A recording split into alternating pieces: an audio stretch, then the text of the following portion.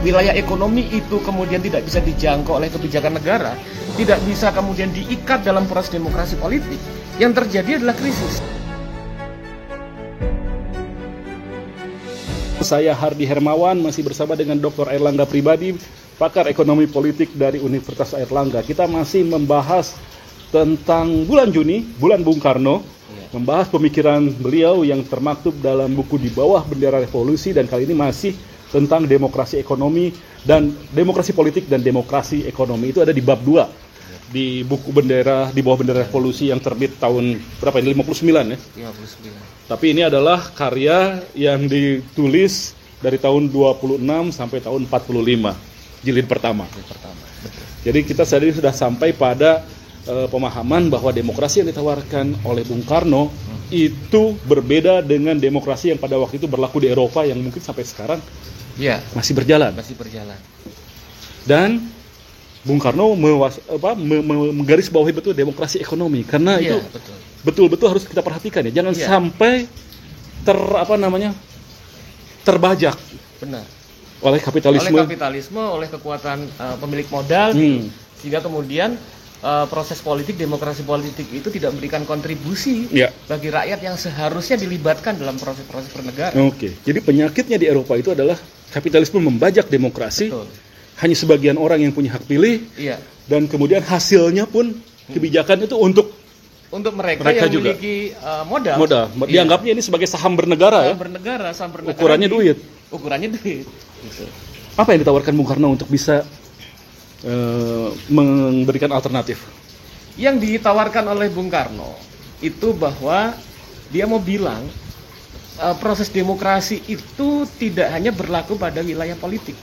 Persoalan dalam konteks demokrasi di Eropa, di Barat selama bertahun-tahun, itu ketika tadi saya bilang property right, hak milik pribadi, dan juga kemudian kapitalisme itu dianggap sebagai suatu hal yang sakral, tidak boleh disentuh, harus sangat dihormati dan tidak bisa diratakan. Itu menjadi penyakit-penyakit yang terus kemudian berlangsung bahkan sampai sekarang. Tapi Indonesia kan sudah punya formula sejak awal untuk mengatasi itu. Iya, sebetulnya pasal 33 itu kan gagasan itu kan sebetulnya. Seharusnya seperti itu. Seharusnya harus ada kemudian bagaimana demokrasi ekonomi itu bersanding dengan demokrasi politik. Demokrasi politik dalam konteks kesetaraan politik, keterlibatan rakyat dalam proses bernegara. Demokrasi ekonomi itu dimensinya 2, yaitu di mana pertama itu adalah harus adanya redistribusi yang kuat gitu terhadap setiap hasil kemakmuran dari yang diperoleh dalam konteks nasional. Dan kedua itu juga kemudian bahwa yang ini penting sebetulnya bagaimana proses-proses pengambilan keputusan dalam wilayah ekonomi itu juga melibatkan kaum pekerja gitu. Karena dibilang oleh Soekarno bahwa jangan sampai gitu pada saat proses demokrasi sudah sampai matang, orang-orang misalnya yang kaum pekerja yang terlibat dalam proses politik di parlemen, mereka bisa menjatuhkan parlemen, ya kan, di dalam gedung parlemen, tapi besoknya dipecat di perusahaan, gitu. Nah, artinya keterlibatan dalam proses pengambilan kebijakan terkait dengan proses produksi, terhadap berjalannya ekonomi, itu juga melibatkan representasi dan perwakilan dari kaum pekerja, dari mereka kekuatan angkatan-angkatan produktif yang terlibat di mana wilayah ekonomi dan politik itu adalah bagian dari proses bernegara sebetulnya. Ekonomi itu bukan hanya wilayah private di mana negara tidak bisa menjangkau. Ketika kemudian wilayah ekonomi itu kemudian tidak bisa dijangkau oleh kebijakan negara, tidak bisa kemudian diikat dalam proses demokrasi politik, yang terjadi adalah krisis. Dan itu diprediksi misalnya, diutarakan oleh kalangan ekonom, bahkan bukan dari kalangan ekonom Marxis. Seperti Karl Polanyi itu menjelaskan gitu dalam bukunya Great Transformation bahwa persoalan penyakit peradaban Eropa sampai abad 20 dari abad 19 itu terjadi karena wilayah ekonomi itu bekerja sendiri dan jadi dominan mengendalikan wilayah-wilayah politik. Baru pada pasca Perang Dunia Kedua, sebelumnya 1930 dan Perang Dunia Kedua sampai 1970, baru kemudian wilayah pasar ekonomi bisa diikat dan disiplinkan berdasarkan pada pertimbangan-pertimbangan politik demokrasi.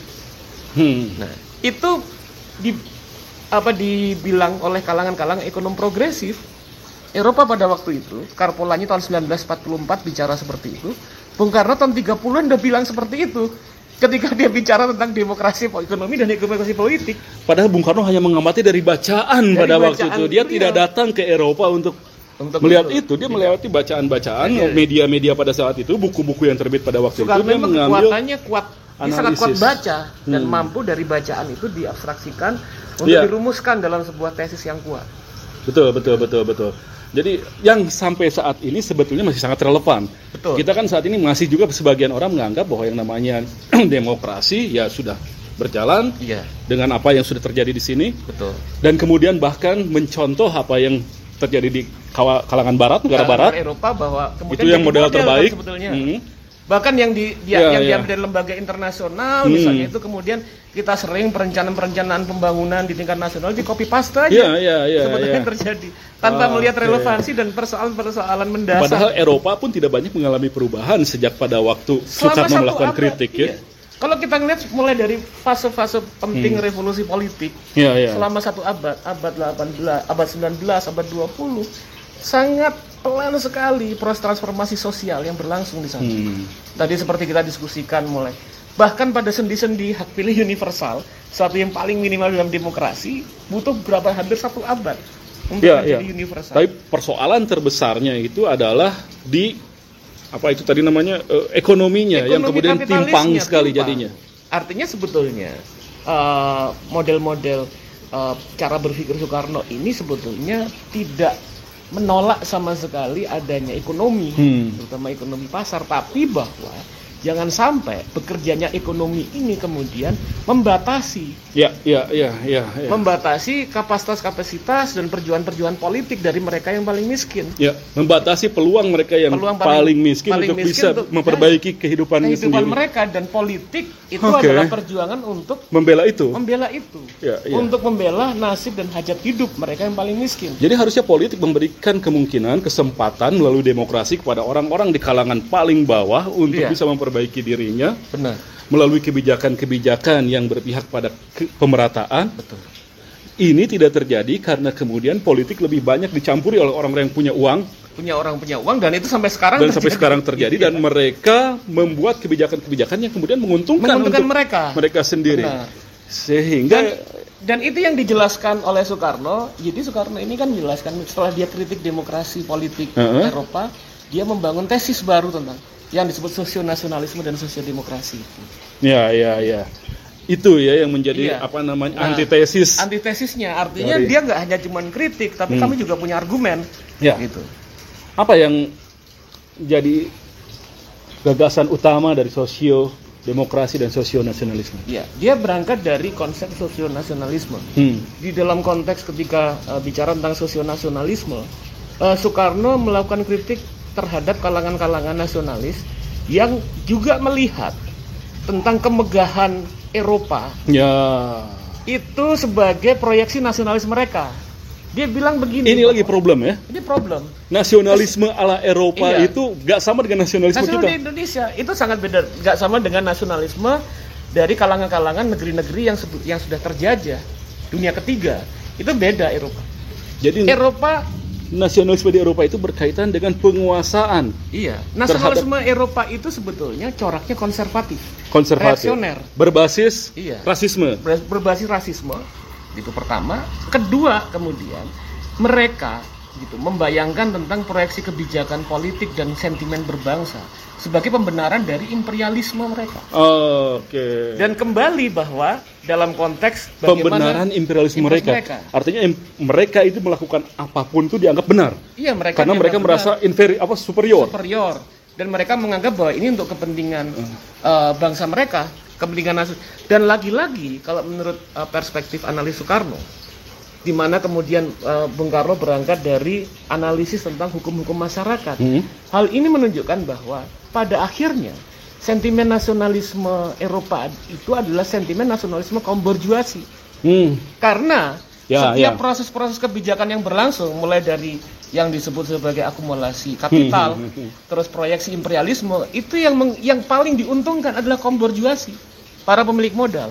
Jadi mereka sebenarnya melindungi kepentingan kapitalnya mereka dengan bungkus kebangsaan. Sentimen tentang bagaimana imajinasi bersama dibangun. Jadi bangsa kita adalah bangsa yang bisa menguasai di benua sana, menguasai benua sini, dan itu sebagai hal yang sangat bagus mereka pikir. Iya, betul. Karena itu menunjukkan superioritas mereka, kemegahan mereka. Padahal yang paling diuntungkan adalah orang kayanya aja. Kaya. Chauvinistik juga ya kalau gitu. Ada hal yang menarik, Mas. Kalau misalnya kita terlihat ada salah satu film bagus. Itu tahun 1980-an, sutradaranya dan pemain utamanya namanya Warren Beatty. Namanya Reds. Ketika itu Reds ini wartawan Amerika, ya, yang meliput Perang Dunia Pertama. Orang-orang yang lain itu para elit-elit bilang tentang kemegahan Perang Dunia, kita membela kemegahan bangsa segala macam. Ya, romantika perang lah itu. Romantika perang. Reds cuma ditanya, apa yang kamu lihat dari kemegahan perang itu? Profit, cuma dia bilang. Dia profit. Dan kemudian diam semua, dan itulah yang terjadi. Pampasan perang. Ini hanya bicara tentang keuntungan, tentang profit ekonomi, dan pemerasan, eksploitasi yang dilakukan. Nah, Soekarno mau bilang tentang sosionasionalisme. Dia bilang pada waktu itu, nasionalisme kita bukan hanya bicara soal kemegahan dan kejayaan bangsa di hadapan bangsa yang lain. Nasionalisme kita bukan, dia bilang dengan bahasa yang sangat tajam, nasionalisme kita bukan nasionalisme bau kemenyan, bukan nasionalisme yang melangit, bukan yang berdasarkan mitos-mitos adiluhung, mitos mistis dan kemudian berbasis kepada masa lalu, tapi berdasarkan pada pada pergaulan hidup masyarakat, tentang bagaimana dalam proses-proses bermasyarakat, dalam proses-proses sosial yang berlangsung, bahwa kebangsaan kita itu memberikan kebebasan ekonomi dan politik bagi semua orang, termasuk mereka yang paling miskin. Jadi tema sosio di sana tuh berbeda dengan sosial. Dia lebih mencerminkan dinamika pergaulan masyarakat. Bagaimana ketika kita membangun sentimen imajinasi bersama sebagai bangsa yang kemudian terkristalisasi dalam kebijakan-kebijakan dan kerja bersama, bukan hanya mereka yang memiliki modal yang diuntungkan kepentingannya, tapi mereka yang paling miskin, kaum marhaen, itu juga kemudian tidak hanya terlibat tapi juga mendapatkan manfaat dari proses itu. Jadi percuma bicara nasionalisme kalau itu tidak menyejahterakan orang-orang yang miskin selama orang-orang ini. Miskin.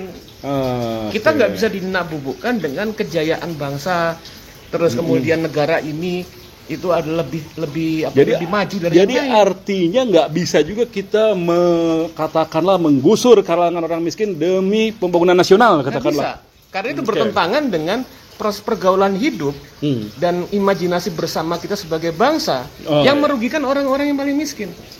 Padahal kalau kita bicara tentang Pancasila, sentimen kebangsaan kita ini tidak dibangun berdasarkan ras, etnis, persamaan nasib, persamaan cita-cita. Kita ini menjadi Indonesia karena kemudian kita diikat berdasarkan pada janji tentang keadilan sosial. Nasib kita pada waktu itu sama. Dan kita punya cita-cita yang sama. Betul. Itulah yang membuat kita bersatu jadi sebuah nation. Jadi sebuah nation, dan itu berlangsung terus-menerus sampai sekarang. Sampai sekarang seharusnya kemudian di situ kemudian Bung Karno membangun satu prinsip sosionasionalisme dan demikian pula sosiodemokrasi. Bahwa dalam sentimen imajinasi bersama bangsa yang sama-sama kemudian susah senang bersama, itu kemudian di dalamnya proses demokrasi juga harus memperjuangkan kepentingan mereka. Di mana menurut Soekarno bahwa keterwakilan politik juga harus melibatkan orang-orang yang terpinggirkan, orang-orang miskin, kalangan petani marhaen, kalangan buruh, kalangan pekerja dan lain sebagainya. Yang mana kemudian proses politik tidak meninggalkan mereka dalam pengambilan kebijakan. Proses politik tidak meninggalkan mereka dalam kebijakan. Itu sosiodemokrasi. Demokrasi yang berpihak kepada dinamika yang terjadi di masyarakat, terutama masyarakat paling menderita di sana. Betul. Dan proses demokrasi yang paripurna dalam perspektif Bung Karno itu juga bisa menjaga jangan sampai aktivitas-aktivitas ekonomi menjadi tirani bagi mereka yang bekerja dalam proses ekonomi. Wow.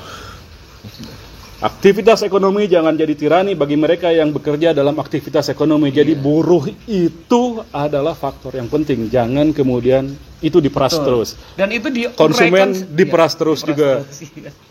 Kita harus berhenti dulu sejenak. Kita akan lanjutkan lagi perbincangan mengenai sosionasionalisme dan sosiodemokrasi masih di Sigma Pi dan Angga Channel.